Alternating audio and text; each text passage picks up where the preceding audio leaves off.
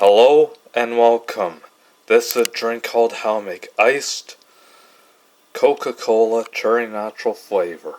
First thing you gotta do is you add the ice cubes into this glass.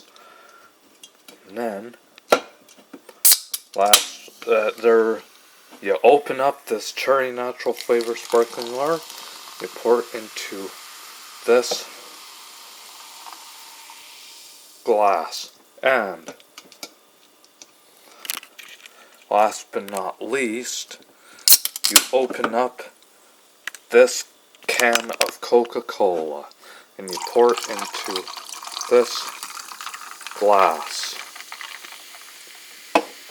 And here is your iced Coca Cola cherry natural flavor. Enjoy, folks. Thank you for watching. Happy holidays. Wish you Merry Christmas and Happy New Year, folks.